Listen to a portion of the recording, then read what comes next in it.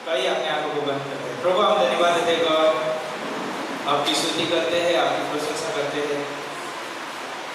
ये शाम के समय प्रभु हम आपके सम्मुख आते हैं गॉड, और ये शाम जो है परमेश्वर आपने हमें दी है, और प्रभु हम ये समय आपको देना चाहते हैं परमेश्वर। और इस समय में परमेश्वर हम आपके साथ समय बिताना चाहते हैं, आपके साथ बात करना चाहते हैं परमेश्वर। और प्रभु आपके द्वारा परमेश्वर हम सुनना भी चाहते हैं परमेश्वर। इस सभा में परमेश्वर आप हमसे बात करिए, व्यक्तिगत रूप से बात करिए प्रभु। और प्रभु जो हमारी आत्मिक जरूरत है वो आप इस सभा में पूरी करिए, इसे हम प्रार्थना करते हैं। धन्यवाद देते हैं, इस सभा को आपके हाथों में सौंपते हैं, शुरू से लेकर आज तक आप अगुवाई करिए। और यहाँ पर प्रभु जितने भी लोग आए प्रभु सभी को आपके हाथों में सौंपते हैं। और प्रभु जो लोग आ रहे हैं प्रभु यीशु मसीह उनको सहायता करिए आने के लिए, और प्रभु यीशु मसीह उनके द्वारा आपको महिमा हो, ऐसे हम प्रार्थना करते हैं। आज की सभा को आपके हाथों में सौंपते हैं, शुरू से लेकर प्रभु आज तक जो भी जितने भी एक्टिविटीज है प्रभु सारी एक्टिविटीज आपके हाथों में सौंपते हैं।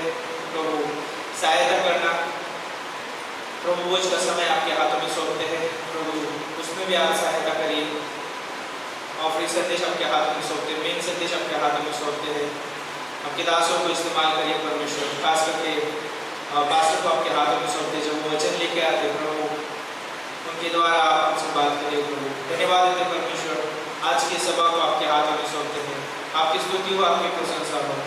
आगे का समय आपके हाथों में सौंपते हुए प्रभु यीशु मसीह के नाम से इस प्रार्थना को मांगते हैं, आमीन।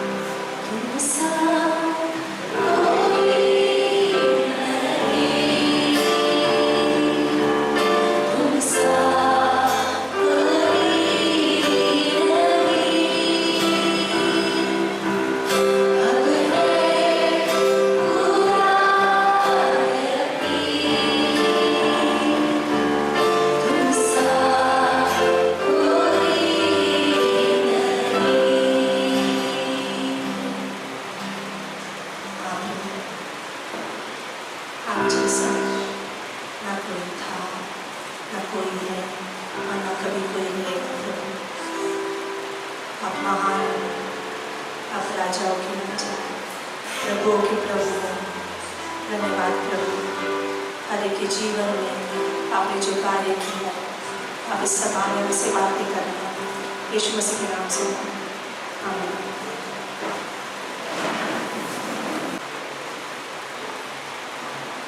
सबको जय मसीह की। आप सभी को देखिए अच्छा लग रहा है, तो आपने पड़ोस वाले को बोल सकते हैं कि आप देखिए अच्छा लग रहा है।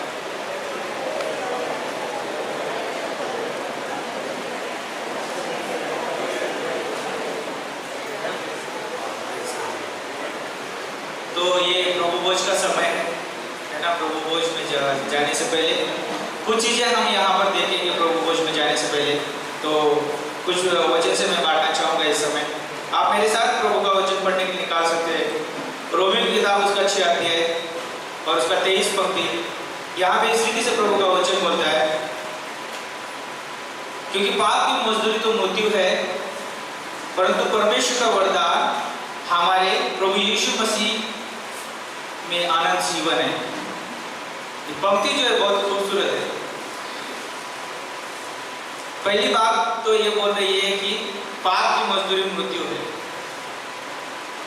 हम सभी लोग जो है जॉब करते हैं, है ना, कुछ काम करते हैं फैक्ट्रीज में, अलग अलग जगहों पे हम जाके है ना मेहनत करते हैं, है ना, और उसका जो है मजदूरी हम पाते हैं, है ना। कोई 10,000, कोई 15,000, कोई 20,000, जो भी है ना, दिन की कमाई हम पाते हैं और सोचो यहाँ पर जो है मिलती है हमारी, है ना। लेकिन अगर मनुष्य की जो है कार्य की जो कमाई थी, पता है क्या थी? मृत्यु थी। क्योंकि उसने कार्य जो है इतना खतरनाक किया था कि परमेश्वर के खिलाफ जाके उसने जो है आज्ञा का उल्लंघन किया।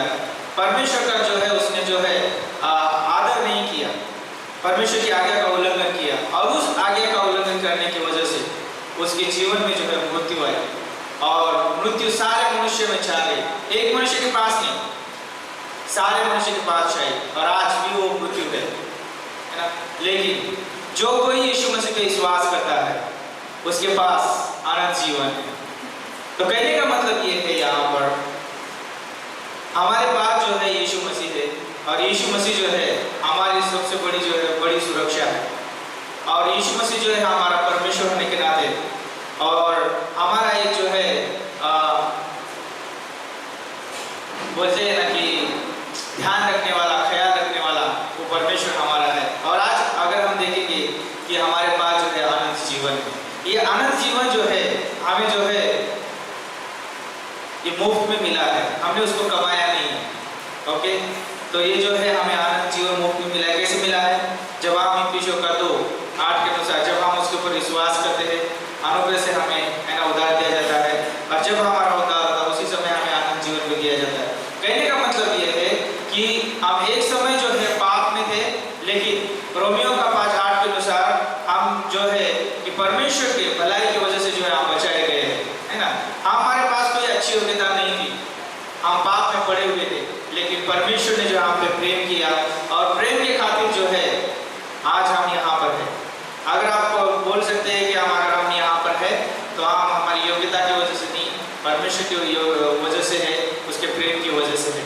तो परमेश्वर जो है मनुष्य से बहुत प्रेम करता है, इसलिए जो है उसने अपना एकलौता पुत्र हम सभी के लिए जो है बलिदान किया और उस बलिदान की वजह से हम यहाँ पर हैं। तो जिसमें एक थॉट सोच रहा था इस विषय में कि हमारे जीवन में पिछले दिनों में कुछ चीजें हुई है उसको हम याद रखते हैं, है ना, या कुछ करना है तो हम उसको याद रखते हैं और बार बार जो है हम खुद को याद दिलाते हैं, है ना। लेकिन क्या वो यीशु मसीह के बलिदान को हम खुद को याद दिलाते हैं क्या? ये प्रश्न है हमारे लिए। तो सबसे बड़ी बात हमारे जीवन में अगर हुई तो यीशु मसीह का, है ना, बलिदान जो हमारे लिए है और वो हमारे जीवन में सबसे बड़ी बात है। क्या हम वो बलिदान को बार बार हम याद दिलाते हैं? अगर हम यहाँ पर है तो उस बलिदान की वजह से है। तो इस प्रभु भोज में जाने से पहले जिसमें एक बात बताना चाहता था कि जब हम प्रभु भोज लेते हैं तो हम ये दर्शाते हैं कि हम परमेश्वर के बलिदान को याद करते हैं और हम उसकी सहभागिता में हैं। यीशु मसीह ने जो है उस क्रूस पे जो है बलिदान इसलिए दिया ताकि हम उसके साथ और स्वर्गीय पिता के साथ हम क्या आचरण करके रहे, एक साथ रहे, हम उसके साथ संगति में बने रहे। तो एक विश्वासी होने के नाते हमें याद दिलाना है खुद को कि मैं मसीह की देह में हूँ, उसकी संगति में हूँ, उसकी सहभागिता में हूँ, है ना। और ये मेरी ओर से नहीं है, ये परमेश्वर की ओर से है। याद रखिए कि एक विश्वासी परमेश्वर के साथ और मसीह भाई बहन लोगों के साथ सहभागिता में रहने के लिए बुलाया गया है। ये हमें बुलाया गया, हम संसार से बुलाए हुए लोग हैं ताकि हम परमेश्वर के साथ और मसीह भाई बहनों के साथ क्या कर सके, सहभागिता रख सके। तो प्रभु का धन्यवाद दे सकते हैं कि उसने जो है हमें उसकी देह में रखा है और आज जो है हमारे पास सब कुछ है जो मसीह ने हमें दिया है। तो हमें याद रखना है कि हमारी दशा एक समय ये थी कि मृत्यु थी, एक समय पे हम नाश होने वाले थे, लेकिन प्रभु के अनुग्रह की वजह से, प्रभु के प्रेम की वजह से हम बचाए गए हैं और आज हम बचाए गए लोग हैं, हम बुलाए गए लोग हैं। तो हमारे पास आनंद ही आनंद है ना। और ये एक दिन का आनंद नहीं है, हमेशा का आनंद है। तो यीशु मसीह का उस क्रूस पे मरना, है ना, दुख की बात नहीं थी, आनंद की बात है ना। अभी गुड फ्राइडे आने वाला है ना, ईस्टर आने वाला है। बहुत सारे लोग जो है गम में जीते हैं, है ना, लेकिन याद रखिए वो हमारे लिए जो है दुख का समय नहीं, हमारे लिए आनंद का समय है, क्योंकि यीशु मसीह मरने के लिए आया था, है ना। तो हमारे लिए आनंद की बात है कि वो मरा ताकि हम जी सके, है ना, और वो जी उठा ताकि हम उसके साथ आनंद काल के लिए रह सके। ओके, तो ये कम्युनियन का समय है। याद रखिए कि यीशु मसीह ने हमारी जगह ली है उस क्रूस पे। हम मरने वाले थे, हम नाश होने वाले थे, लेकिन वो हमें नाश के मार्ग से निकालकर उसने जो है हमें आनंद काल के, है ना, राज्य में हमें प्रवेश कराया। तो आइए उस समय लेते हैं, अपनी आंखों को बंद करते हैं और उस बलिदान को याद करते हैं, है ना, प्रभु के सम्मुख जाते हैं।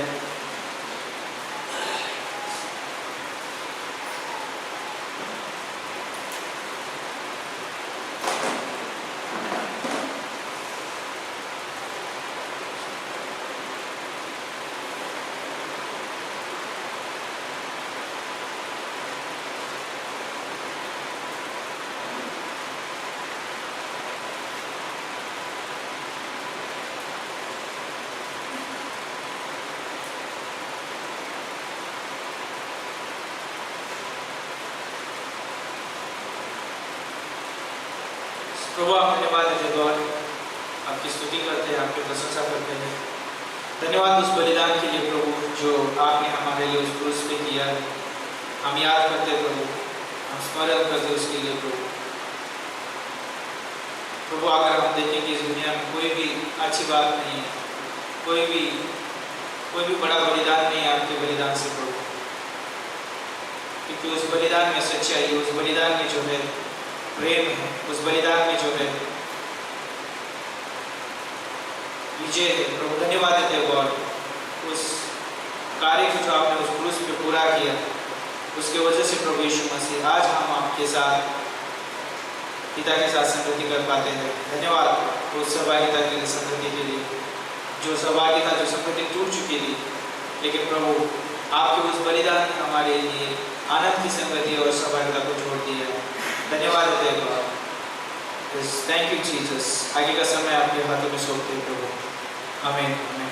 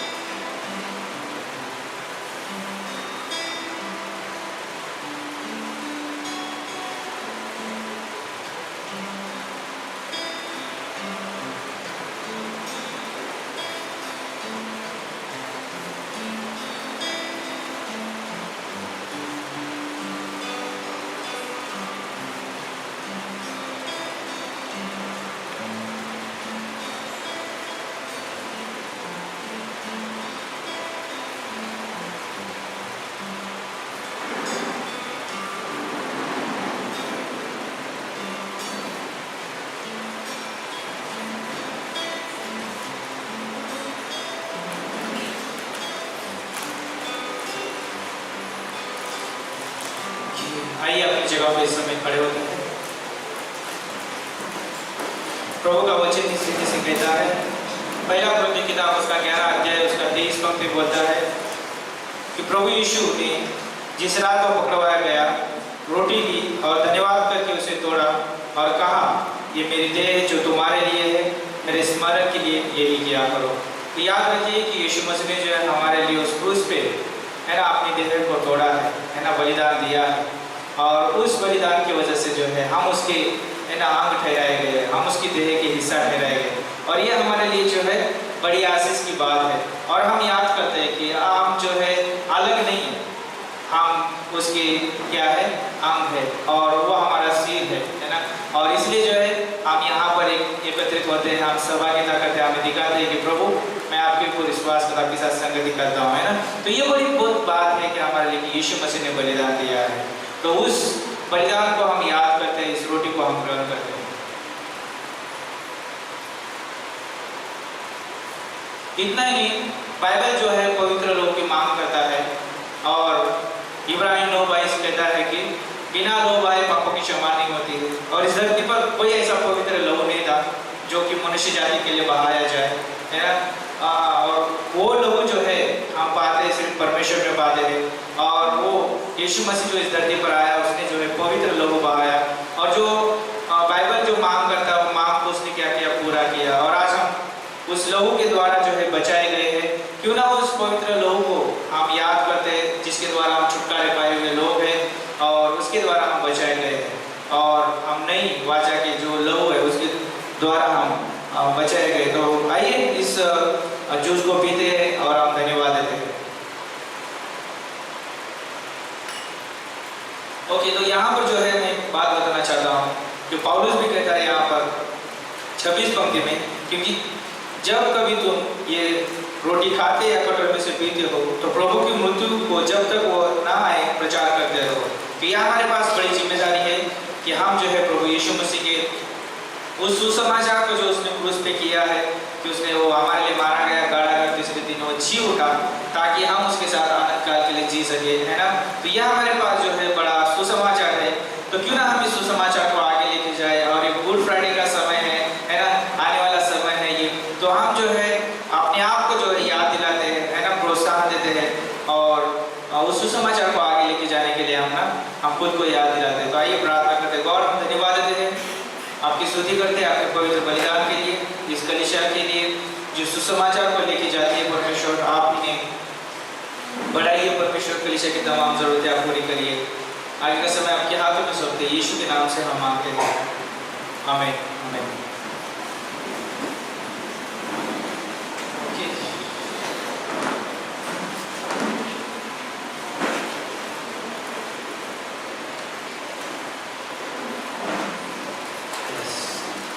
ओके, कुछ अनाउंसमेंट इस रीति से मैं है आपके सामने मैं अनाउंसमेंट करना चाहूँगा। तो फिर से एक बार मैं आपको इस सभा में आप सभी का स्वागत करता हूँ। यदि आप में से हमारे बीच में कोई पहली बार हो तो कृपया आप अपनी जगह पे खड़े हो सकते हैं। ओके, क्यों ना हम हमारे बीच में जो है डॉक्टर साहब है ना, वो लोगों की सेवा करते हैं, लेकिन हमारी टीम जो है वहाँ पर वैसे ही फाटा गए थे, और उनको जो है वहाँ पर वो मिले है ना संजय भाई के वहाँ पर करते है ना। तो बहुत अच्छा समय रहा उनके साथ, और प्रभु भी जो है उनको यहाँ पर लेके आया। तो धन्यवाद डॉक्टर साहब, इस आने के लिए आपका स्वागत है, धन्यवाद, आप बैठ सकते हैं। तो प्रभु का महान कार्य ये, हम सुसमाचार लेके जाते हैं तो प्रभु जो है लोगों को लेके आता है ना। तो अच्छी बात है, तो कलीसिया कार्य कर रही है, और प्रेज गॉड। और कोई है हमारे बीच में पहली बार? कोई बात नहीं है, तो प्रभु का धन्यवाद हो। हमारे बीच में भाई दिलीप पवार और उनकी पत्नी का जो है एनिवर्सरी है ना। तो क्यों ना उनके लिए जो है हम प्रार्थना में याद रखें, है ना। आप जाने से पहले उनको विश कर सकते हैं, ओके, प्रार्थना भी करिए और विश भी करिए उनको, ओके। तो अच्छा रहेगा, है ना। रियली वो उनका जीवन हमारे लिए जो एक प्रोत्साहन का जीवन है, और हमेशा सेवा में लगे रहते हैं ना प्रभु की, बहुत अच्छी बात है। तो खास करके याद रखिए कि कल का दिन जो है बहुत अच्छा था, पुरुषों के लिए नहीं, स्त्री लोगों के लिए, है ना, भी पाया है ना, और अच्छा एंजॉय भी किया उन लोगों ने, है ना। मेरी पत्नी को मिला अधिकार, बहुत खुश थी। तो स्त्रियां खुश थी तो पुरुषों को भी खुश होना चाहिए, है ना, क्योंकि उनका भी समय आ रहा है ना। ये आने वाले 14 तारीख को जो है पुरुषों का समय है, तो अच्छा समय रहेगा। गिफ्ट नहीं है लेकिन प्रभु का वचन रहेगा, है ना। आप जरूर आ सकते हैं उस सभा में, जो है आप आनंद ले सकते हैं। तो आपको यहाँ पर जो है 6:30 बजे, है ना, 6:30 बजे यहाँ पर आना है। और रियली जो है अच्छा समय रहेगा, प्रोत्साहन का समय रहेगा। भले जो है बाहर पुरुष लोग जो है आनंद मनाएंगे, है ना, कलर लगाएंगे, लेकिन हम यहाँ प्रभु के वचन के साथ, है ना, आनंद उठाएंगे। तो 14 तारीख शाम 6:30 बजे यहाँ पर पुरुष लोगों को यहाँ पर आना है और अच्छा समय रहेगा। तो ये था अनाउंसमेंट। आप इस समय जाते हैं हम ऑफरिंग संदेश में, क्यों ना हम भाई रोहित का स्वागत करते हैं।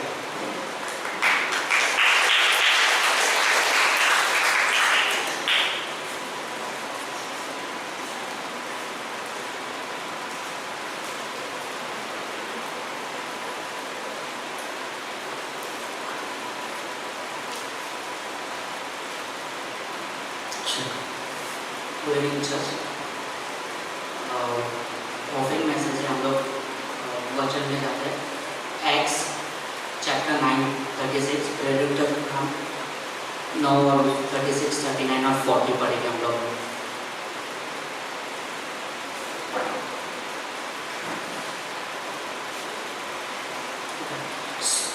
In Joppa there was a disciple named Tabitha. In Greek her name is Dorcas. She was always doing good and helping the poor. 37. About that time, she became sick and died, and her body was washed and placed in an upstairs room. फिर हम लोग 39 देखेंगे। Peter went with them, and when he arrived, he was taken upstairs to the room. All the widows stood around him, crying and showing him the robes and other clothing that Dorcas had made while she was still with them. So एक छोटा सा कहानी है x chapter में, जिधर बताया है कि एक औरत थी जिसका नाम तबीदा था, जिसको डॉर्कास बोला जाता था ग्रीक में। सो उसका ऐसा थोड़ा ही उसके बारे में उनके बारे में थोड़ा ही बताया गया है। इस तरीके से लिखा गया है कि वो लोगों का मदद करते थे, राइट। इसका ओपनिंग स्टेटमेंट ऐसा है कि वो लोगों को मदद करते थे, जो भी गरीब थे उसकी मदद करते थे। लेकिन आप जब उसका दूसरे वचन में देखोगे उसमें लिखा है कि वो बीमार हो जाती है और फिर वो उसका निधन हो जाता है, वो मर जाती है। तो लोग पतरस को बुलाते, पतरस दूसरे गांव में होता है, पतरस को बुलाते हैं कि ऐसा ऐसा हुआ और उसको एक्सप्लेन करते हैं वर्स 9 में। इसमें सबसे जो इंटरेस्टिंग है वर्स 39 में, अगर आप उधर देखोगे इसका all the widows stood around him crying and showing him the robes and other clothing that Dorcas had made while she was still with them. वो उसका लाश उधर रखा है और लोग उसके बारे में पतरस को बता रहे हैं। कितना अच्छा है ना कि किसी कोई मर गया उसके बारे में इस तरीके से बताया जा रहा है कि इसने हमारे लिए, और वही लोग बता रहे हैं जिस लोगों के लिए उसने की है सब कुछ, राइट, जिस लोगों के लिए हेल्प की है, राइट। सो उसी तरह एज अ चर्च मेंबर हम लोग एज अ बिलीवर हमारा भी कोई फर्ज है कि हमारा भी कोई रिस्पॉन्सिबिलिटी होता है कि हमें भी हमारे एक दूसरे का ख्याल रखना चाहिए। हमें ये देखना है कि किसको हमारी ज़रूरत है और हमें उसे हेल्प करना चाहिए। करेक्ट, हम लोग ऑफरिंग देते हैं, वो परमेश्वर ने बोला हम लोग परमेश्वर को ऑफरिंग देते हैं, लेकिन इसके अलावा ऑफरिंग के अलावा भी एक हमारा फर्ज बनता है कि हम लोग हमारे चर्च मेंबर जो चर्च में आते जो विश्वासी है उसके भी हम लोग ज़रूरतों को समझें और उनकी मदद करें। अगर हम लोग यीशु मसीह के बारे में देखते हैं तो पूरा स्पेशली गॉस्पेल के 4 किताब आप यीशु मसीह को किधर बड़े जगह पे जाके रोमन्स के बीच में जाके राजाओं के बीच में जाके प्रचार करना वो नहीं दिखेगा। और यीशु मसीह लोगों की सेवा कर रहा था, उधर जाके मदद करता रहा। सो विश्वासी होने के कारण हमारा एक विश्वासी होने के नाते हमारा एक रिस्पॉन्सिबिलिटी है कि हम लोग एक दूसरे की मदद करना चाहिए और एक दूसरे की ज़रूरतों को समझना चाहिए। रियली ये जो अगर जब हम लोग वर्ल्ड को देखते हैं कि एक तरीके से देखते हैं कि इतना ब्रोकन प्लेस है, बहुत दुखी है, मतलब हर एक के लाइफ में कुछ ना कुछ तो होते रहता है। लेकिन डिफरेंस इतना है कि जो अनबिलीवर है, जो विश्वासी नहीं है, वो लोग उस कंफर्ट को पाने के लिए किसी और की जगह जाते हैं जो शैतान उन्हें प्रोवाइड करता है। भले हमें दूर से ऐसा लगता होगा कि बहुत इंजॉयमेंट है, लेकिन उन्हें वो कभी पीस नहीं मिलता है, कभी वो शांति नहीं मिलता है। लेकिन हम लोग जब बिलीवर के लाइफ में देखते हैं, अगर हम लोग चर्च में देखते हैं, हमारे लाइफ में भी प्रॉब्लम्स है, बहुत कुछ चीज़ें होती है, लेकिन हम लोग ने डिसाइड किया है कि हम लोग चर्च आएंगे और हमारा जो प्रॉब्लम्स हम लोग परमेश्वर के पास देंगे, राइट। अभी हम लोग आसपास में अगर एक लेफ्ट और राइट में देखोगे तो हर एक के पास कुछ ना कुछ सब प्रॉब्लम्स है।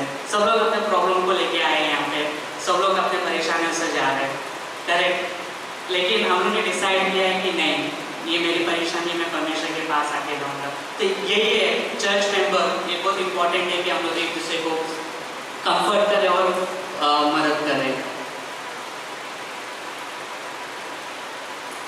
कभी कभी ऐसा हो जाता है कि हम लोग हमारे प्रॉब्लम्स को बहुत ज़्यादा ध्यान देने लग जाते हैं कि हम लोग आसपास क्या प्रॉब्लम वगैरह कभी देखते ही नहीं है। हम लोग बहुत सेल्फ सेंट्रिक हो जाते हैं। हमको ऐसा लगता है कि नहीं, मेरा प्रॉब्लम इससे ज़्यादा है, मेरा प्रॉब्लम उससे काफ़ी ज़्यादा है। हम लोग इग्नोर कर देते हैं चीज़ों को। छोटी छोटी चीज़ें हमारे लाइफ में कभी होती है, हम लोग भूल जाते हैं कि परमेश्वर ने हमारे लिए क्या क्या किया है। और हम लोग, लेकिन जब हम लोग दूसरे का प्रॉब्लम देखते हैं तो हमें लगता है कि नहीं, मेरा प्रॉब्लम तो उससे भी बहुत कम है, राइट। सो मैं यही बोलना चाहता हूँ, मैं यही इंकरेज करना चाहता हूँ कि हम लोग सबसे बड़ी चीज़ ये है कि हम लोग एक दूसरे की मदद करें। हाँ, हमारे पास प्रॉब्लम्स है, मेरे पास फाइनेंशियल हेल्प नहीं होगा, लेकिन कुछ चीज़ें हैं जो हम लोग कर सकते हैं, जैसे कि प्रार्थना। प्रार्थना एक बहुत पावरफुल वेपन है। अगर मैं किसी के लिए प्रार्थना करता हूँ, परमेश्वर सुनता है, राइट। तो हम लोग प्रार्थना कर सकते हैं, या फिर कोई दुख में है उसको जाके हम लोग विजिट कर सकते हैं, मिल सकते हैं, राइट। वो एक कंफर्ट प्रोवाइड करता है। या फिर किसी से उस पर्सन से जाके बातचीत करने से। और ऐसा कुछ जिस तरीके से कविता करती थी, वो क्या करती थी, कुछ नहीं करती थी, सिर्फ लोगों के बीच में जाके अपना कपड़े सिला के देती थी। वो सबसे छोटा हेल्प था।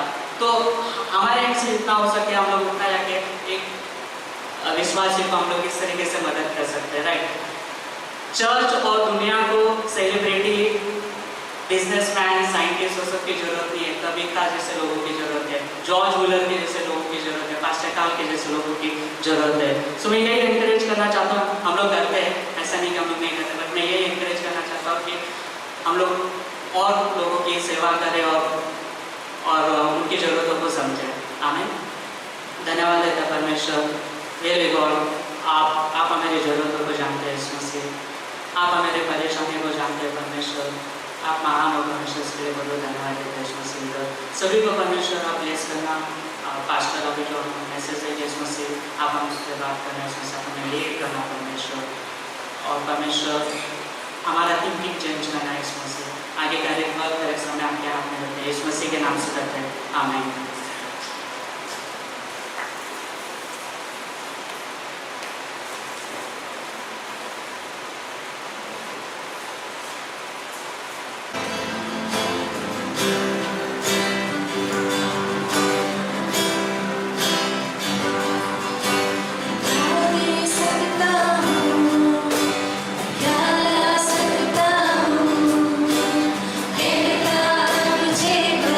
शुक्रिया।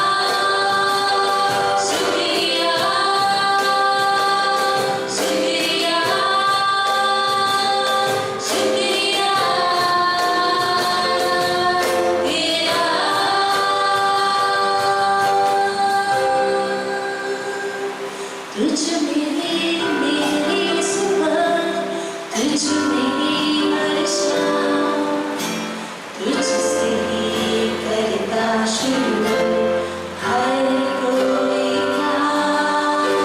शुक्रिया करता हूँ मैं देख तेरा आदर और धन्यवाद आज तेरा।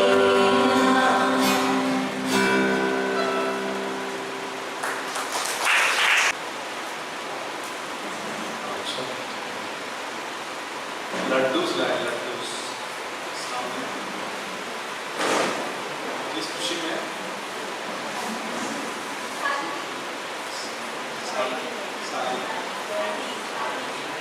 शादी। आप लोगों को माइक देना चाहिए।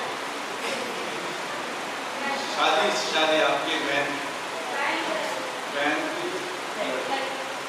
की लड़की की शादी है, तो शादी हुआ, शादी का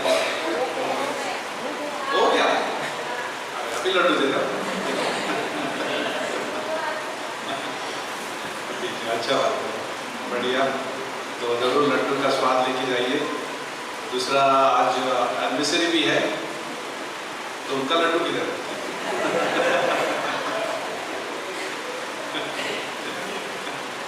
लक्ष्मण इंतजार कर रहा था ये बात के लिए।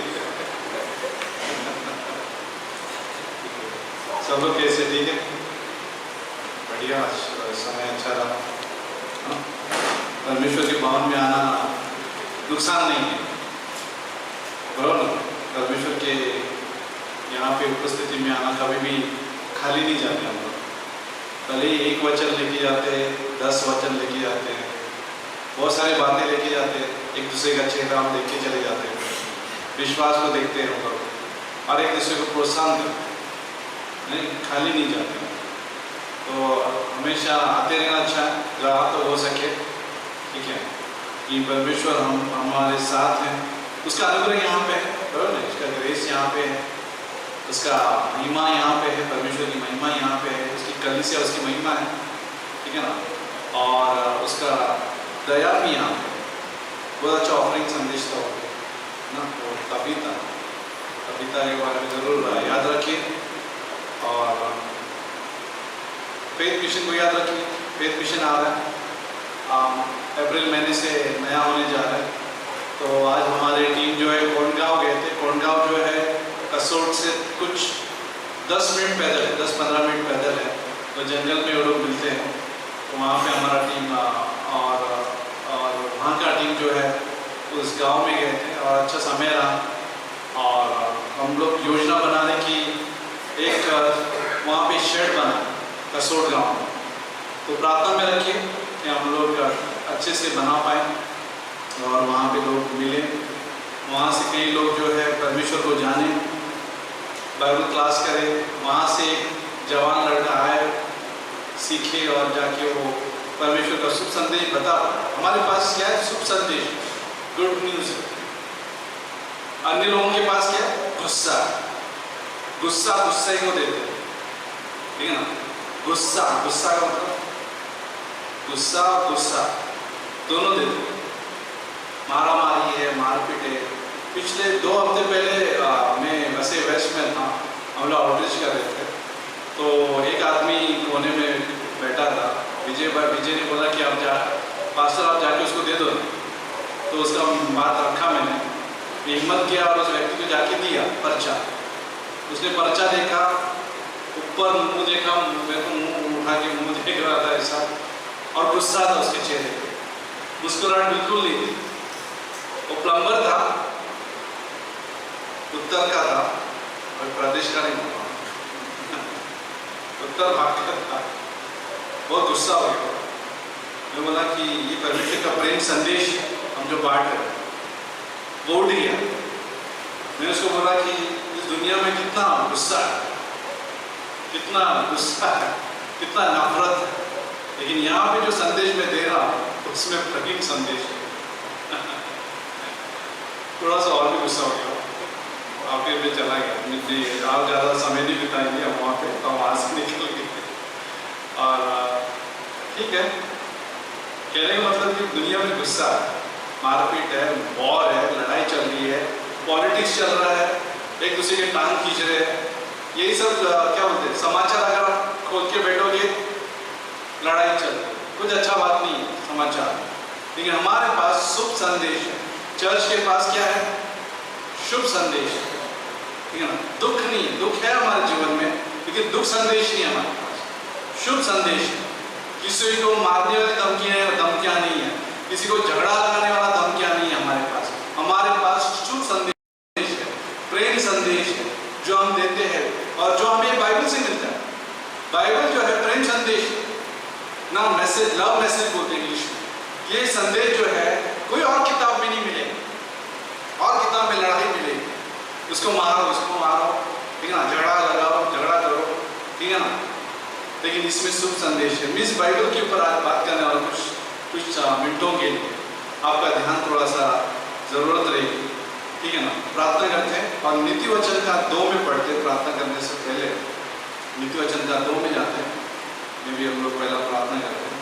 परमेश्वर, हम धन्यवाद देते हैं प्रभु इस समय के लिए, इस अवसर के लिए, हम सभी को यहाँ पे उपस्थित किया, इसके लिए हम धन्यवाद देते हैं कि हमें तू ही चला सकता है प्रभु। हम कौन है जो तुम हमारी स्तुति लेते हो? हम तो सिर्फ मिट्टी से बनाए गए और मिट्टी में जाते हैं, कुछ लेके भी नहीं जाएंगे, कुछ लेके नहीं आए, कुछ लेके भी नहीं जाएंगे। लेकिन अगर कुछ लेके जाएंगे तो ये संदेश लेके जाएंगे हमारे पास कि जो तूने हमें भेजा है, जो यीशु के माध्यम से इस धरती पर पहुंचा, उसका जीवन के माध्यम से इस धरती पर पहुंचा, उसके बलिदान के माध्यम से जो हमारे धरती पर पहुंचा, वो हम लोग लेके जाएंगे अनंत की। हम प्रार्थना करते प्रभु इस संदेश को छूना, स्पर्श करना, चंगाई लेके आना। यहाँ पे अगर कोई बीमार है, चंगाई लेके आना प्रभु, यीशु मसीह के नाम से मांगते हैं, आमीन। यहाँ पे नीति वचन का अध्याय 1 से पढ़ते हैं। सुलेमान का पुस्तक है ये। सुलेमान बुद्धिमान पुरुष था। अगर पुरुषों की बात करें हम लोग तो शुक्रवार को भी अगर आप खाली है, खाली कोई नहीं रहता, ठीक है ना।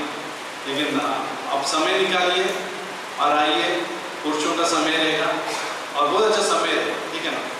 आप अपने अपने लोगों को बता सकते हैं, अगर कोई आया नहीं है अपने लोगों को बता के यहाँ पे आइए, 6:30 बजे रहेगा, ठीक है। स्त्री लोग अभी आप मुझे बोल के मत देखिए, आपका कल का समय था आपका, ठीक है, खत्म हो गया उस समय। आइए, फ्राइडे जो है हमारा समय, ओके। तो ये फ्राइडे आइए और बहुत अच्छा टाइम रहेगा। 6:30 बजे है। कितने दिन को मालूम है टाइम? 6:30 बजे। कहाँ पे है? यहाँ पे, ठीक है, इस हॉल में। अभी अध्याय 2 में लिखे, हे मेरे पुत्र, यदि तू मेरे वचन ग्रहण करे और मेरी आज्ञाओं को अपने हृदय में रख छोड़े, दूसरे में, और बुद्धि की बात ध्यान से सुने और समझ की बात मन लगाकर सोचे, ठीक है, तो क्या हो सकता है? और प्रवीणता और समझ के लिए अति यत्न से पुकारे। 4 में, और उसकी चांदी के सम्मान ढूंढे और गुप्त धन के सम्मान उसकी खोज में लगा रहे। वचन 5, तो तू यहोवा के भय को समझेगा, या परमेश्वर के भय को समझेगा। तो तू परमेश्वर के भय को समझेगा। कब समझेगा? पहले 4 शब्द अगर हमने ठीक से पढ़े, वो सुनने से, ध्यान लगाने से, अगर हम ध्यान लगाते, चांदी के सम्मान उसको ढूंढते और गुप्त धन के सम्मान उसकी खोज में लगे रहते, तो परमेश्वर का भय माने। परमेश्वर का भय कैसे आएगा? इसी से आएगा। ज्ञान और समझ की बातें उसके मुंह से निकलती है, ठीक है, सॉरी। और परमेश्वर का ज्ञान तुझे प्राप्त होगा, क्योंकि बुद्धि यहोवा ही देता है, ज्ञान और समझ की बातें उसी के मुंह से निकलती है। परमेश्वर के वचन में बुद्धि, परमेश्वर के वचन में खजाना, परमेश्वर के वचन में जीवन, परमेश्वर के वचन में चंगाई, परमेश्वर के वचन में परिवर्तन होता है हमारे जीवन में। अगर आपको अगर समझो, थोड़ा सा कल्पना कीजिए, ठीक है, यहाँ भी मैं बक्सा रहा हूँ, ठीक है, बक्सा तो है नहीं मेरे पास फिलहाल तो, ठीक है। कितने लेडीज के पास लड्डू है, सब लोग वो बक्सा बता रहे हैं, ठीक है। अगर आपको कितने लेडीज के पास बक्से होते हैं, मालूम कौन से बक्से रहते हैं? कौन बताएगा? ज्वेलरी बॉक्स बोलते हैं इसको, ज्वेलरी बॉक्स, या हिंदी में क्या बोलते हैं इसको,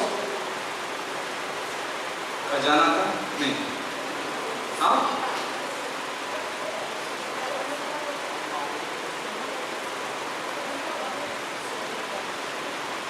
ठीक है, मेरा लड्डू का बॉक्स ध्यान में आ रहा है, खजाना का बॉक्स बोलते ना, जिसमें सोने के कंगन होते हैं, जेवरात का बॉक्स, जेवरात का बॉक्स, जेवरात का बॉक्स वो संभाल के रखते। कभी कभी कोई तिजोरी में ऐसा बराबर कपड़े कैसे भी रखे, लेकिन तिजोरी में बराबर जाना चाहिए, निकालते हुए बराबर हम लोग निकालते भी नहीं, लेडीज स्पेशली सबको पता है, यहाँ पे सब लोग अपना अपना ध्यान तो रखते रहेंगे बराबर, क्योंकि खजाना है। लेकिन समझो इस रात में समझो एक बड़ा पेटी लेके आए, उस पेटी में सोना है, पता मुझे लगता पूरा बाली वाली है। धर्म परिवर्तन भूल जाओ, हमें पहले सोना दो, तो धर्म परिवर्तन के पीछे भागे थे, लेकिन इधर सोना अगर बांटते हम लोग सब आते, स्पेशली हम लोग तो आते ही थे। हाँ पहले तो हम लोग आते, क्योंकि पहला प्रायोरिटी हमको देते हैं, हम लोग सोने का बक्सा यहाँ पे रहता है, बराबर नहीं, सब लोग लेते और बोलता मैं फ्री मुफ्त में जितना मुद्दा ले लो। मुझे नहीं मालूम कितना झगड़ते इसके लिए, पता नहीं हमको। अनलिमिटेड रहता तो अच्छा है, अनलिमिटेड रहेगा तो सोना सबका फायदा होता ना, सबका फायदा होता। मुझे लगता है सब कोई किसी का कर्जा नहीं रहता, किसी का कर्जा नहीं रहता, किसी को भूख नहीं लगती अगर यहाँ पे सोना रहता।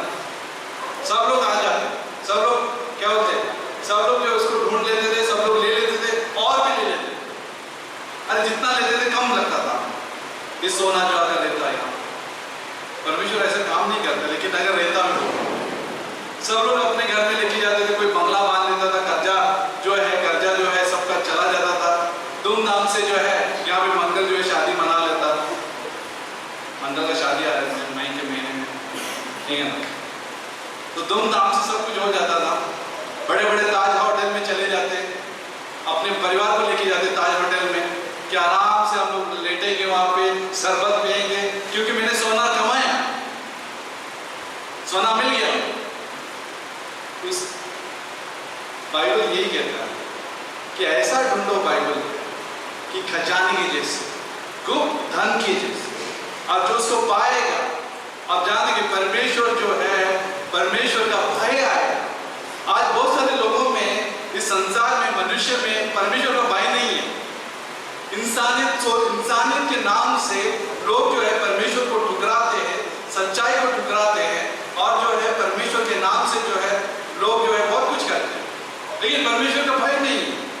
परमेश्वर का भय कहां से आ सकता है? इस पुस्तक से वापस से दोहराते, हे मेरे पुत्र, यदि तू मेरे वचन ग्रहण करे, यदि तू मेरा वचन ग्रहण करे और मेरी आज्ञाओं को अपने हृदय में रख छोड़े, और बुद्धि की बात ध्यान से सुने, और समझ की बात मन लगाकर सोचे, ठीक है, और प्रवीणता और समझ के लिए यह अति यत्न से पुकारे, और उसकी चांदी के सम्मान ढूंढे, और गुप्त धन के सम्मान उसकी खोज में लगा रहे, तो तू यहोवा के भय को समझेगा और परमेश्वर का ज्ञान तुझे प्राप्त हो। तब तू परमेश्वर का भय को समझेगा और परमेश्वर का ज्ञान को प्राप्त करेगा। कैसे? ध्यान लगाने से, सुनने से, ग्रहण करने से। सोचिए यहाँ पे 4 अक्षरों में हमने क्या प्राप्त किया? ग्रहण करना, सुनना, ध्यान लगाना। ये बहुत आवश्यक है। ये खजाने को ढूंढने के जैसे ही है। हम लोग को कई बार नींद आती है, बराबर, यहाँ पे आने के बाद गर्मी के मौसम में कभी कभी नींद आ जाती है। कभी कभी आपको पता है कई बार ऐसा भी होता है, हमारा शरीर थक जाता है, थकावट आ जाती है। कभी कभी ऐसा चीज आ जाती है कि आप निकले और काम निकला, आप निकले और काम निकला। ये सब जो है षड्यंत्र है शैतान का। शैतान जो है हमें दबाना चाहता है, हमें जो है ये खजाने से दूर रखना चाहता है, ताकि हमारे जीवन में जो है जो बदलाव होना चाहिए वो होना नहीं देता। शैतान का षड्यंत्र है, वो होने नहीं देता। वो नहीं चाहता कि हम परमेश्वर की शांति में जिए, वो नहीं चाहता कि हमारा जीवन परिवर्तन हो, वो नहीं चाहता कि हम जो है वचन ग्रहण करें, वो नहीं चाहता। एक और चीज है आगे 10 में हम लोग वो नहीं पढ़ा,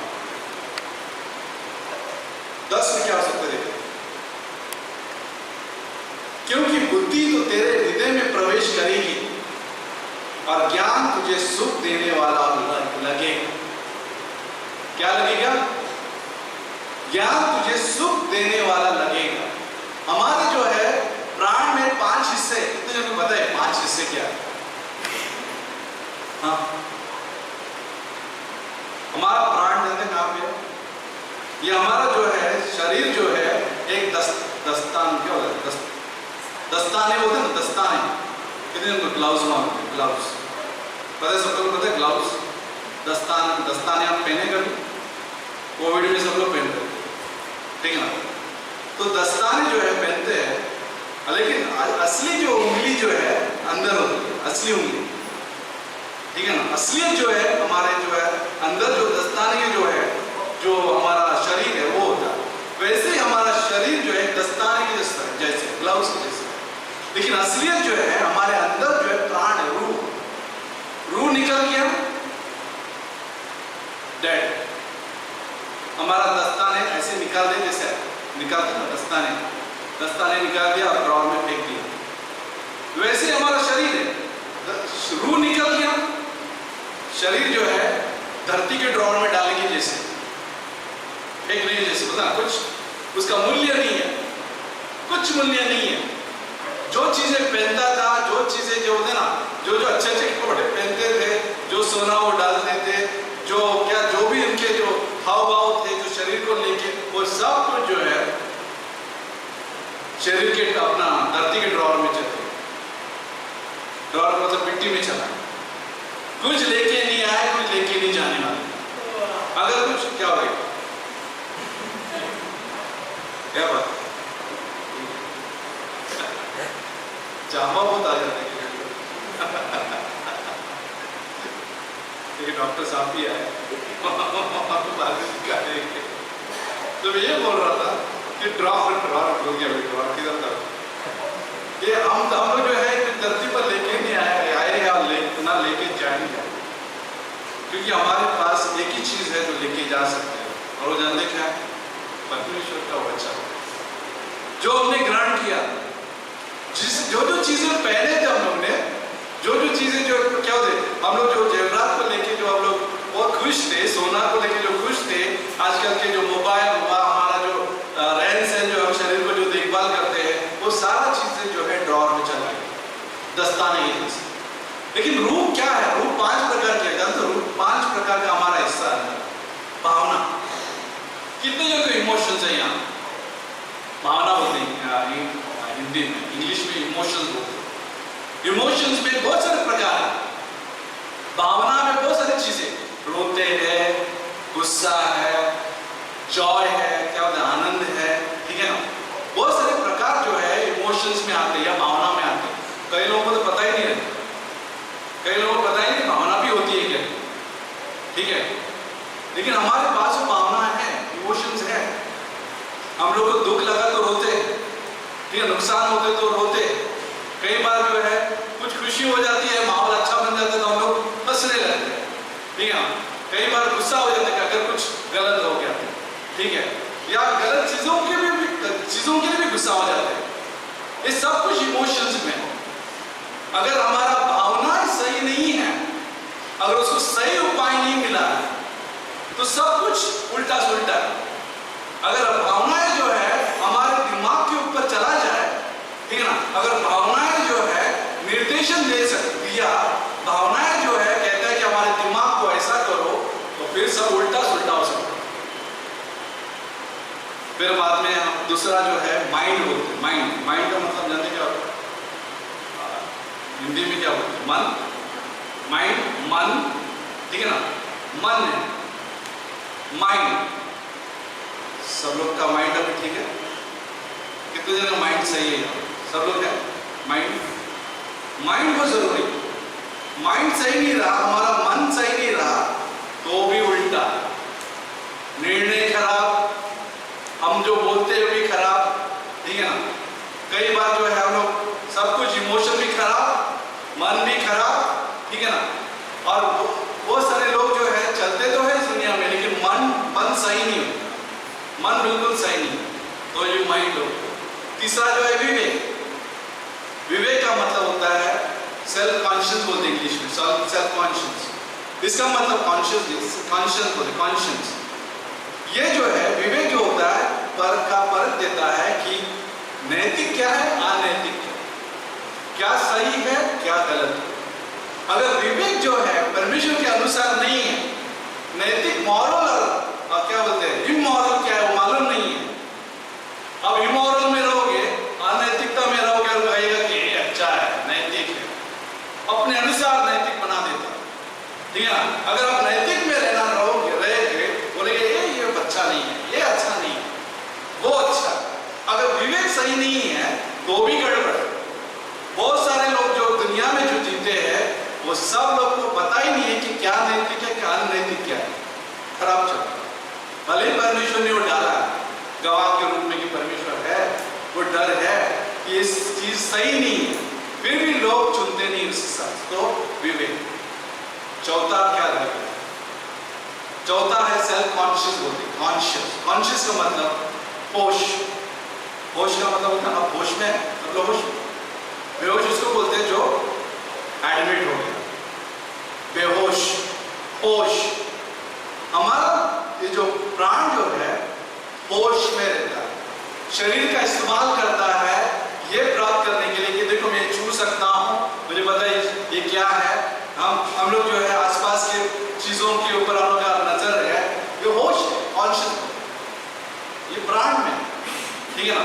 इमोशंस हो गया हमारा, माइंड हो गया हमारा, विवेक हो गया हमारा, सेल्फ कॉन्शियस हो गया हमारा, ठीक है ना। और हृदय, हृदय, ये चीजें जो है कौन सुधार सकता है? जब तक वचन हम ग्रहण नहीं करेंगे तो हमारे पांचों जो केंद्र जो है, जो हमारे पांचों जो चीजें जो है प्राण में जो चलती है, अगर वो सही नहीं हो गए तो फिर हम लोग ठीक से कुछ भी नहीं कर पाएंगे। एक शरीर को लेके चल रहे हैं हम लोग, खाली शरीर को लेके चल रहे हैं, शरीर को लेके। तो बहुत सारे लोग जो है मनोविज्ञान के केंद्र में क्यों जाते, साइकोलॉजी केंद्र होता है, साइकियाट्रिस्ट के पास क्यों जाते हैं? क्योंकि उनको मालूम नहीं है कि जीवन कैसे जीना। सुसाइड्स क्यों है? क्योंकि उनको मालूम नहीं है कि जीना क्यों है, ठीक है।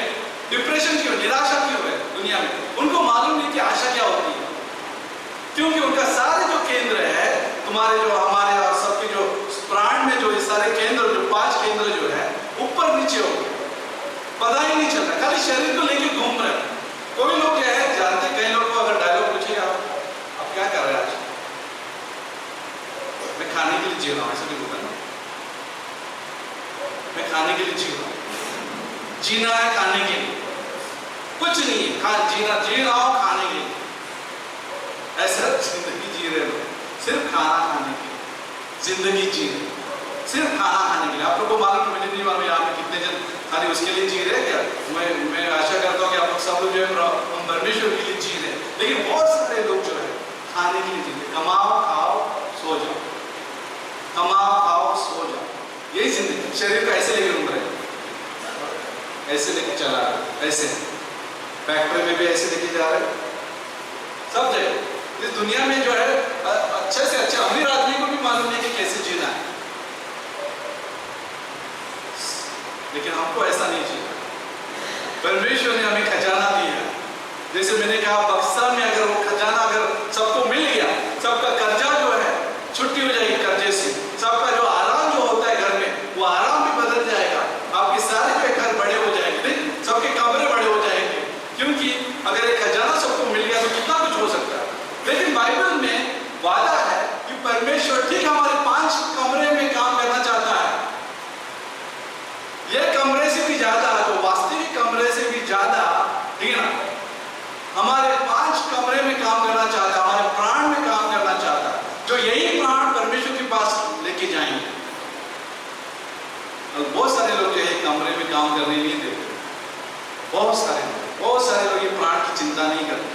बहुत सारे लोग किसकी चिंता करते हैं? उनमें शरीर की बातों की चिंता करते, शरीर के वस्तुओं की चिंता करते। बहुत सारे लोग जो है प्राण के बारे में फिक्र ही नहीं करते, जो प्राण हमेशा के लिए रहेगा। शरीर, ये शरीर जो है जो हम जी रहे हैं, ये दस्ताने जो है हमेशा के लिए नहीं रहेगा, वो थोड़े समय के लिए है। लेकिन जो कमरे, जो 5 कमरे हैं, भावनाएं हमारे जो मन है, हृदय है,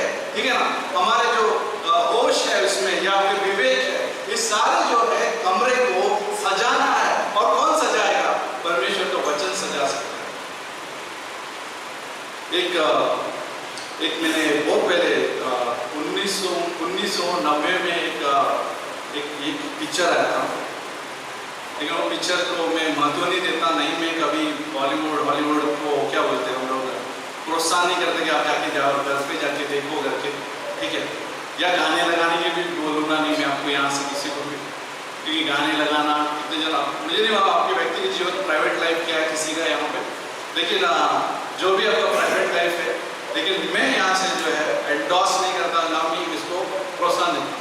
लेकिन एक पिक्चर निकली थी जहाँ पे मैं बहुत यंग जवानी में देखा था, और वो गेम के ऊपर एक बक्सा मिलता है और उस बक्से में जो है गेम होता है, और गेम जो है बक्से में जब तक रहता है वो आवाज करता है डुब डुब डुब डुब डुब कर, और जैसे ही बच्चा जो है उस बक्से को खोलता है, बक्से में से गेम निकलता है, और बक्से में से जैसे गेम निकलता है तो ये काल्पनिक था, ये काल्पनिक ही है, हो ही नहीं सकता। ओके, ये काल्पनिक है, जो भी वो लोग बनाते हैं आजकल की मूवी भी जो बनाते हैं सब काल्पनिक रहता है, कुछ लेना देना नहीं हमारे जीवन के साथ, ठीक है, ये काल्पनिक है। ओके, जो भी बता रहा हूँ, और जैसे वो गेम निकालते हैं और वो डाइस होता है, डाइस को क्या बोलता है, गोटी, राइट, उसको ऐसा फेंकते हैं, तो 2 या 3 जन का ये रहता है, कॉइन्स रहते हैं, कॉइन्स, और जैसे वो लोग फेंकते हैं जितना भी नंबर आता है उसका वो हिलने लगता है, ऑटोमेटिक हिलता है,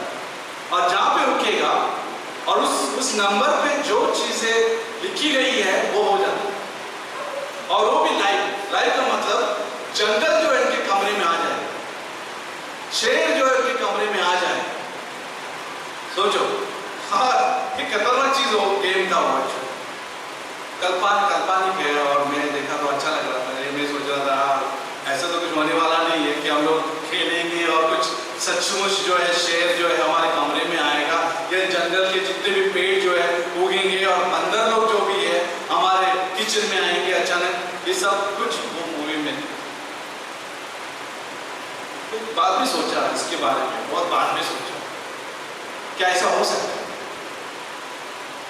लेकिन एक्चुअली देखा जाए जब आप बाइबल खोलते हो तो असली में सिंह दिखाई देता है, और उस सिंह को यीशु मसीह,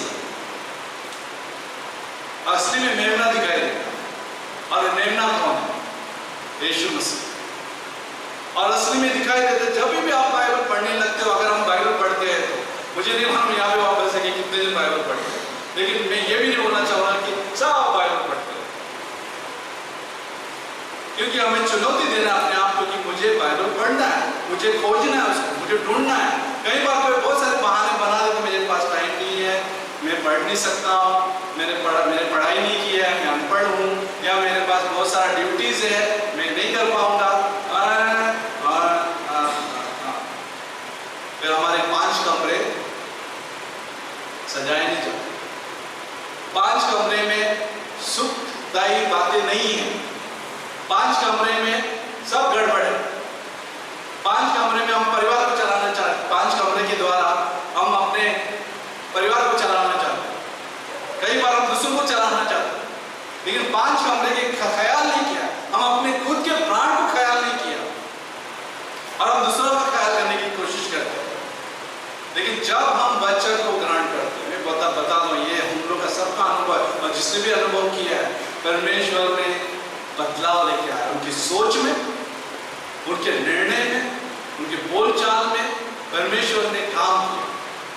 एक व्यक्ति थी, एक जो तो नहीं, एक कहानी है, एक हवाई जहाज में जो है एक छोटी लड़की जा रही थी और उसके साथ साथ नास्तिक जा रहा था। नास्तिक मान लो, नास्तिक जो होता है परमेश्वर के ऊपर विश्वास नहीं करता, और ये दोनों जा रहे थे, वो लड़की अकेली जा रही थी और छोटी लड़की थी, और वो लड़की जो है, और लड़की ने अपने साथ में जो है बाइबल लाया पढ़ने के लिए, और वो आदमी जो था नास्तिक, उसने देखा कि ये लड़की जो है बाइबल लेके आई है, तो वो नास्तिक जो है उस लड़की के साथ बात करने लगा और उस बाइबल के बारे में पूछने लगा। उसने कहा कि नास्तिक ने उससे पूछा, क्या तुझे बाइबल पढ़ना अच्छा लगता है?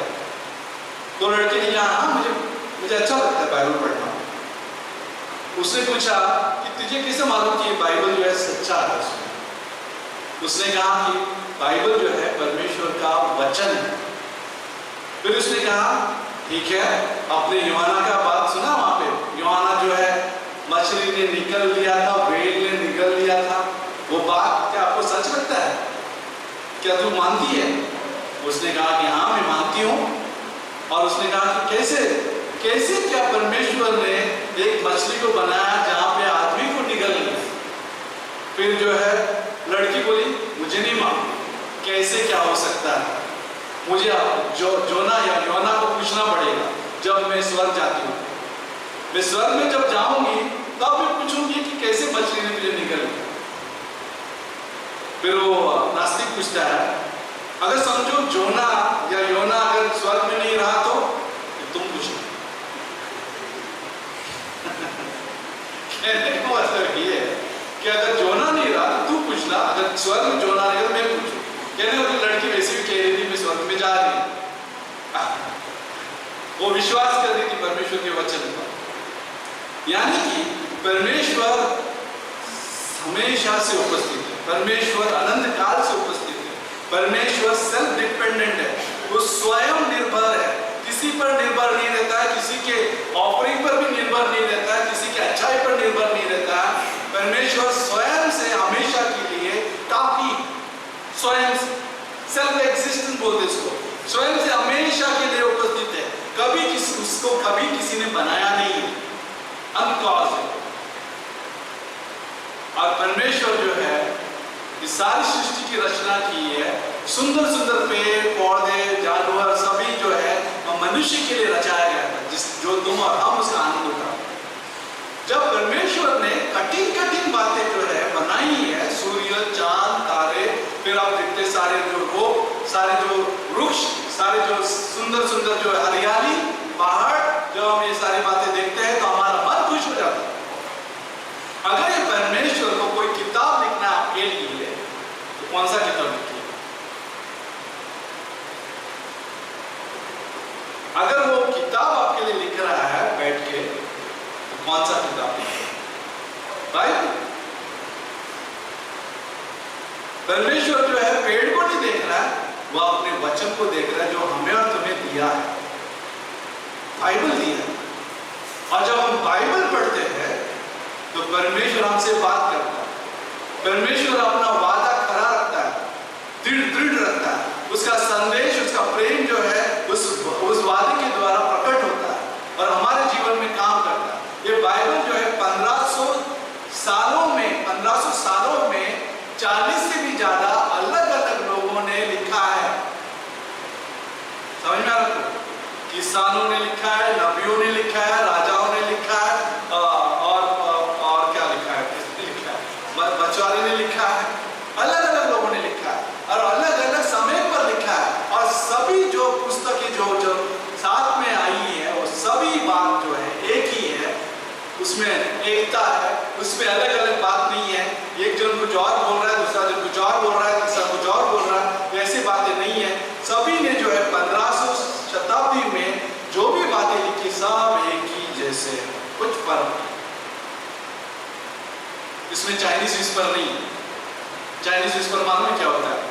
मैंने क्लास में इस्तेमाल किया था कि अगर समझो यहाँ पे रोहित बैठा है, रोहित बात उठाएंगे, इसको पता नहीं, लड्डू भी सब बैठा है, देखो ध्यान में रखो, इसको ध्यान दीजिए, ठीक है ना, लड्डू लेके भागे नहीं।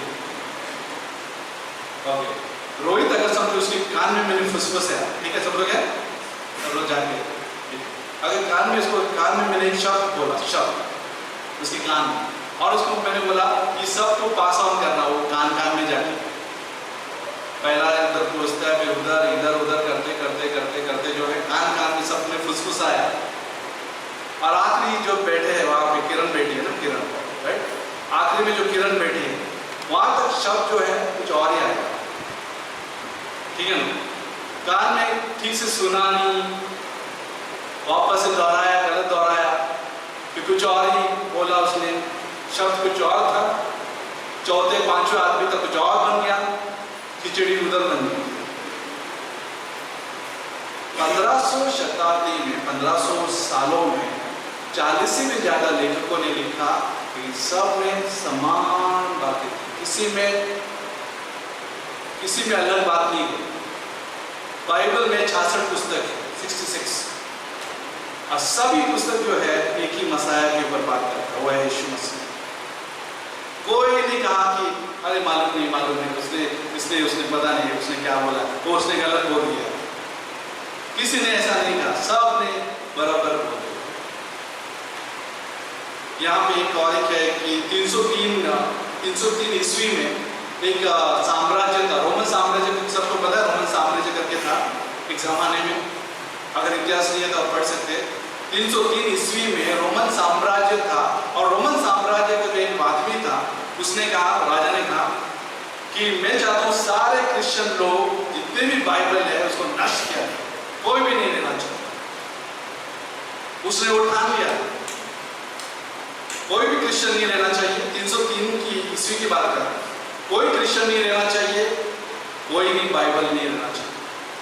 25 साल के बाद ये राजा मर गया। अब मरने के बाद कॉन्स्टेंटाइन जो है वो राजा खड़ा हो गया। उसने सारे क्रिश्चियन को क्या किया मालूम है? लीगलाइज किया। इधर क्या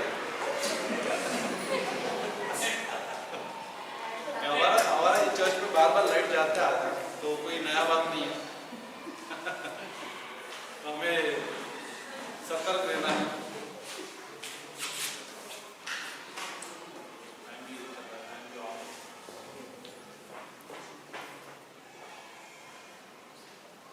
तब तक ध्यान दो कि मैंने क्या बोला था।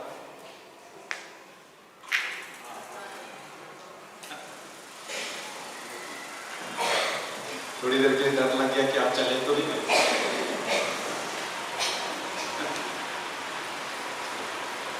तो कॉन्स्टेंटाइन जो है, जो साम्राज्य में जो राजा था, उसने कहा कि क्रिश्चियन को सभी को कानूनी तौर पर मान लिया था। 25 साल के बाद तुरंत 1770 में फ्रेंच फिलोसोफर था। फ्रेंच का मतलब है एक आदमी, ठीक है ना, यूरोप फ्रांस के पास, वो फिलोसोफर था, ज्ञानवान मतलब ज्ञानवान। उसने कहा कि 100 साल के बाद कोई बाइबल नहीं रहे। 100 ईयर्स के बाद कोई बाइबल नहीं रहा। अब जानते 100 साल के बाद क्या हुआ?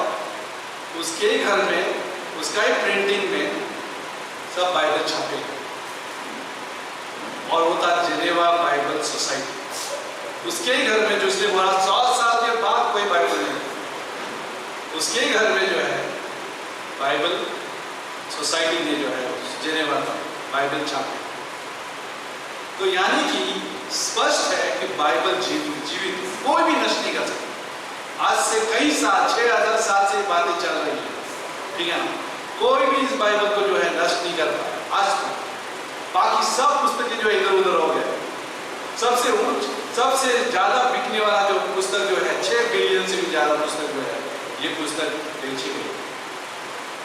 तो ये पुस्तक जो है हमारा जीवन बदलने वाला पुस्तक है। अगर हम इसको नहीं छुएंगे, कहने मतलब सिर्फ पप्पी देने के लिए नहीं है ये पुस्तक। पप्पी का मतलब क्या बता दो आपको। कई लोग जो है पप्पी देते हैं, पढ़ते तो नहीं है।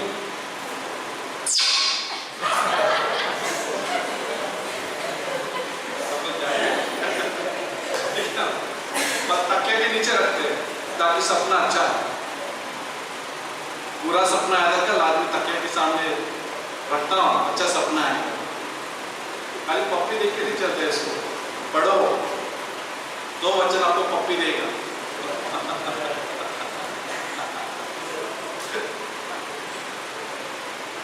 परमेश्वर आपको पप्पी देगा। यहूदी ने कहा, मालूम हमेशा जब एक गुमराह लड़का जब आया तो उसने क्या किया? पप्पी दिया। उसका पूरा गंदा था, पूरा मैला, गंदा, बदबूदार। पिताजी को बोल सकते पहले नाके आया, लेकिन जैसे वो आया, जैसे उसका हालत था, उसको पप्पी दिया। जब आप पढ़ते हो, जिस हालत में आप पढ़ते हो, दुख में पढ़ते हो, खुशी में पढ़ते हो, निराशा में पढ़ते हो, ठीक है ना। कहीं भी ऐसा भी हुआ कि जो आदमी सुसाइड के लिए जा रहा था, उसने बाइबल उसके ड्रॉर में मिल गया, ड्रॉर जैसे बाइबल पढ़ा उसने सुसाइड करना कैंसिल हो। वैसे कई कहानियां। कोई लोग गलत निर्णय लेने जा रहे थे, बाइबल पढ़ा, पूरा जीवन बदल गया। बहुत ध्यान है। क्या आपने आजमाया है आज तक कि थोड़े थोड़े आजमाते आप लोग, या थोड़ा थोड़ा जो है थोड़ा थोड़ा करके हम लोग कंजूसी की जैसे हम लोग रखते हैं इसको बाइबल को? क्या हमारे घर में बाइबल है? क्या हमारे घर में बाइबल है तो उसके क्या अलमारी में पड़ी हुई है, धूल चाट रही है? ये सवाल है। क्या उसको मैं पढ़ सकता हूँ? कैसे भी पॉजिटिव बात है, सकारात्मक बात है नहीं, इससे कहीं ज्यादा अगर हम बाइबल को पढ़ेंगे सब जीवित निकलेगा। जीवित का मतलब जीवन निकलेगा। ये कोई कहानी नहीं रहेगा, ये कोई स्टोरी नहीं रहेगा, या सुनाने वाला कहानी नहीं रहेगा, ठीक है ना? जो आप दादी जो सुनाती थी कहानी और बच्चे को नींद आती थी, वो कहानी नहीं रहेगा। अगर आप सीरियसली गंभीरता से अगर इस पुस्तक को लेते वो कहानी नहीं रहेगा।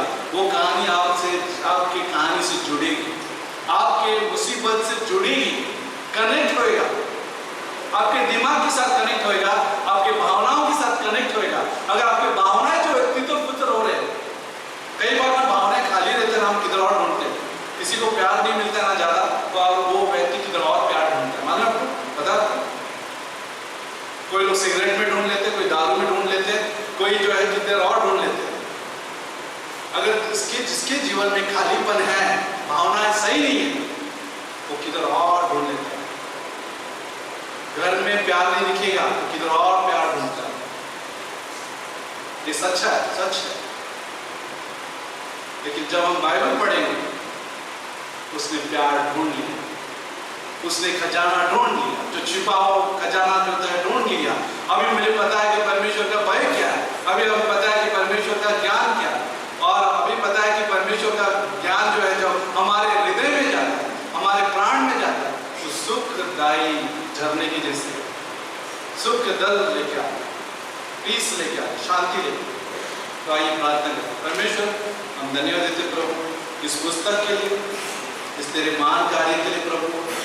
वचन देहधारी हुआ था, यीशु मसीह देहधारी हुआ 2000 साल पहले। यही शब्द जो सृष्टि को रचाया था, सारी सृष्टि की रचना की थी, यही शब्द जो है देहधारी हुआ, और यीशु मसीह जो है हमारे पापों के लिए जन्म लिया था।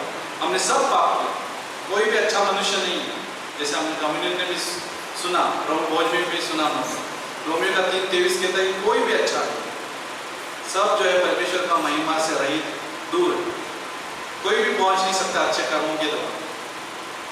लेकिन यीशु मसीह ने हमारे लिए न्याय चुकाया उस क्रॉस पर। उसने अपना लहू बहाकर, पवित्र लहू बहाकर हमारे सारे पाप जो उसने धो दिए, हमें क्षमा किया, हमारे लिए मारा गया, गाड़ा गया, तीसरे दिन वो जिंदा हुआ। यीशु मसीह खास करके इस धरती पर हमारे पापों को क्षमा करने के लिए आया। उसने प्रायश्चित किया हमारी जगह उस क्रॉस पर उसने प्रायश्चित किया, हमारी जगह होकर उसने पाप का दंड सहन किया, पाप का बिल भर दिया, और उसके लिए खर्चा बहुत महंगा था। उसने अपना प्राण त्याग दिया, अपना कीमती लहू, बहुमूल्य लहू बहा दिया, और उसके ही लहू से, किसी साधारण इंसान के लहू से कोई भी किसी का भी पाप नहीं मिटेगा, लेकिन यीशु मसीह के लहू से हमारा पाप मिट गया, हमें क्षमा मिल गई, हमारे लिए मारा गया, उसको गाड़ा गया, और तीसरे दिन यीशु मसीह जी उठा। यीशु मसीह ही जीवित परमेश्वर है। जो भी कोई इस बलिदान पर विश्वास करता है कभी नाश नहीं होगा, उसे अनंत जीवन प्राप्त होगा। तो अगर आप विश्वास करना चाहते हो इस बलिदान पर, इस तोहफे पर जो यीशु मसीह ने हमारे लिए दिया, उस क्रॉस पर बलिदान दे दिया, ये तोहफा था।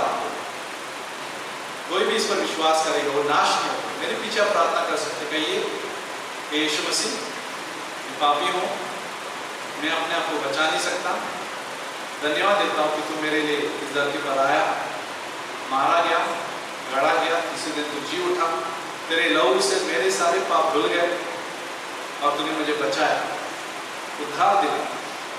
तो मेरा उद्धार करता है, मैं मानता हूँ।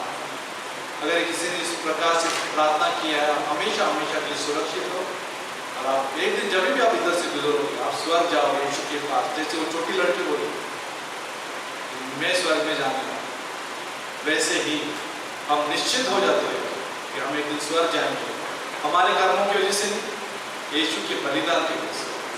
ये प्रेम संदेश जो इस दुनिया में काफ़ी कम सुनने को मिलता है, लेकिन जब सुनने को मिलेगा उसका जीवन बदलता है। आते रहिए चर्च में और इस पुस्तक को पढ़िए, क्योंकि दूसरा कोई उपाय नहीं है सिवाय एक उपाय जो परमेश्वर जो है वचन के द्वारा हमारे दिमाग में काम करता है, हमें चंगाई देता है और हमारा जीवन जो है सरल करता है, सीधा करता है। फिर हम अपना की करें।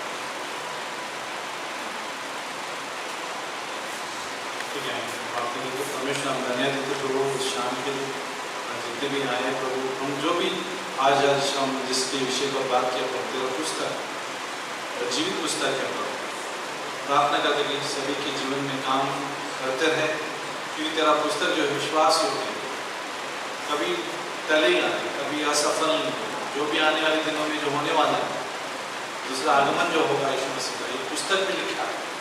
जो भविष्य में जो घटना घटने वाली है वो पुस्तक में लिखा है। जब हम उसको ढूंढेंगे, उसको जब हम समझेंगे, हमें तभी समझ में आएगा कि परमेश्वर का क्या है, प्यार क्या है। हम प्रार्थना करते हैं कि सभी को अगुवाई करना, कि हमें मौका देना इस पुस्तक के बारे में सोचने के लिए, पढ़ने के लिए, समझने के लिए, उपयोग करने के लिए, आज्ञा का पालन करने के लिए, और ताकि हमारे जीवन में सुरक्षा हो, प्राण हमारा सुरक्षित रहे, गलत निर्णय लेने से बचे रहे, तो मदद करना ताकि हम एक उदाहरण बने दूसरों के। इस रात में हम धन्यवाद देते हैं वापस दिल्ली गवार और उनके पत्नी के लिए, विद्याताई के लिए, आज तक जैसे शादी का सालगिरह, उनके जीवन में काम करना, तेरे वचन से अगुवाई करना और मजबूत रखना, बुद्धिमान बनाना प्रभु वचन के द्वारा, और उनका घर जो है तेरे वचन से ही संभाले रखना, और उनके बच्चों में भी वैसे काम करना। ऐसे हम प्रार्थना करते हैं। धन्यवाद यीशु मसीह के नाम से।